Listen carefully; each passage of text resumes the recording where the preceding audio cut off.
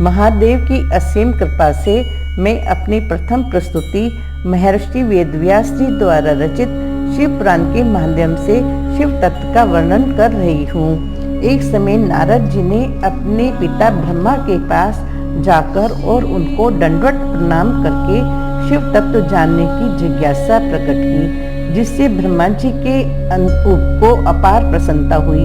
ब्रह्मा बोले, जिसके सुनने से संपूर्ण लोगों के समस्त पापों का क्षय हो जाता है, उस शिव तत्व का मैं तुमसे वर्णन करता हूँ।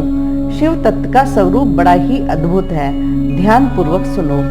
जिस समय समस्त चराचर जगत नष्ट हो गया था, अर्थात महाप्रलय के समय सिर्फ आकाश मात्र दिखाई देता था, चारों ओर अंधकार ही अंधकार था, उस समय तद सद ब्रह्म, इस श्रोत्री में जो सत सुना जाता है सिर्फ वही शेष था, जिसे योगी जन अपने हृदयाकाश के भीतर निरंतर देखते हैं। वे नाम निर्गुण, सर्वव्यापी, सबका एकमात्र कारण, निर्विकल्प, माया से शून्य पर ब्रह्म है। सृष्टि का आरंभ आने पर इस पर ब्रह्म ने अपने लिए एक साकार रूप लिया, जो संपूर्ण ऐश्वर्य से सर्वव्यापिनी और सर्वकारिणी था तथा सबका एकमात्र वंदनीय, सब कुछ देने वाला और संपूर्ण संस्कृतियों का केंद्र था।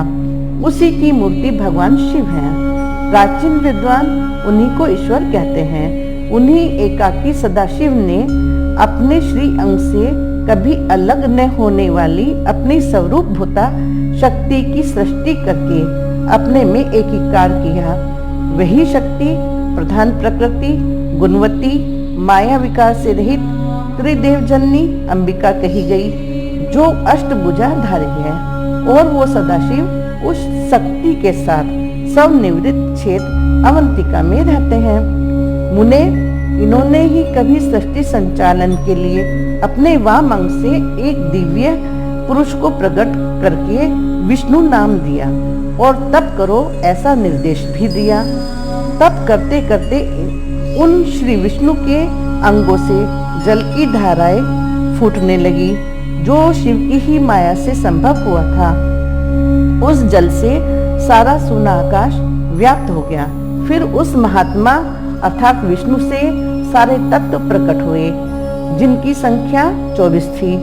ब्रह्मा जी आगे कहते हैं, जिस समय नारायण देव जल में शयन कर रहे थे, उस समय शिव इच्छा से उनकी नाभि से एक अद्भुत आभा वाला असंख्य नालदंड वाला कमल प्रकट हुआ।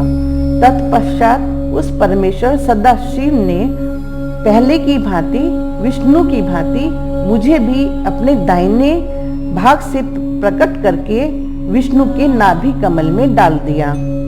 मुने, इस प्रकार सदाशिव के बाएं अंग से विष्णु और दाएं अंग से मैं ब्रह्मा और मध्य भाग अर्थात हृदय से रुद्रदेव प्रकट हुए।